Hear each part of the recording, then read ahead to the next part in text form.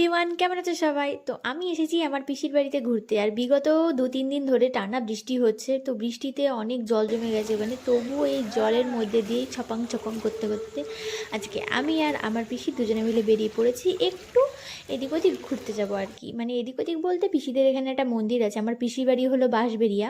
তো এখানে হংসেশ্বরী মন্দির আছে, তোমরা অনেকেই হয়তো জানো বা অনেকে জানো না।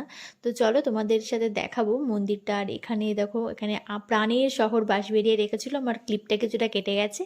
তো এখান থেকে যেতে যেতে রাস্তায় আবার সামনে দেখলাম কাল বিশ্বকর্মা পুজো, তাই দেখো এখানে ওই যে ঠাকুর বসিয়েছে আর একটা ছোট্ট করে প্যান্ডেল করেছে, কিন্তু আজ যদিও পুজো না, তাই জন্য এখানে কিছুই তৈরি হয়নি। তো আমরা এই যে চলে এসেছি মন্দিরের সামনে। তো মন্দিরের অনেকটা বাইরে থেকে আমি ভিডিওটা নিয়েছিলাম, কারণ সামনেটা দিয়ে পুরোটা নেওয়া যাবে না। আর এই দেখো, এই হলো হংসেশ্বরী মন্দির। যদিও তো রাতের বেলা আমাদের ভেতরে ঢুকতে দেবে না, তাই আমি তোমাদের ভেতর থেকে দেখাতে পারছি না। আর ভেতরতে ফোন অ্যালাও নেই।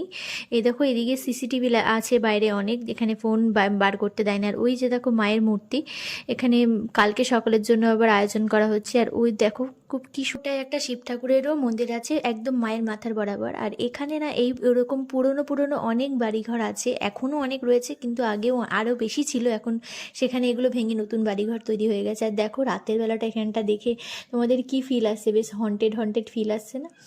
এখানে একটা বড় বট গাছও ছিল। এরপরে আমরা এখান থেকে গেলাম একটা রোল চাউমিনের দোকানে, সেখান থেকে নিয়ে নিলাম আমার আর ভাইয়ের জন্য দুটো রোল। এবার নিয়ে বাড়ি যাচ্ছি। আজকের ভিডিও তোমাদের কেমন লাগলো অবশ্যই কমেন্টে জানিও। ভালো লাগলে লাইক কমেন্ট শেয়ার করে দিও। বাই।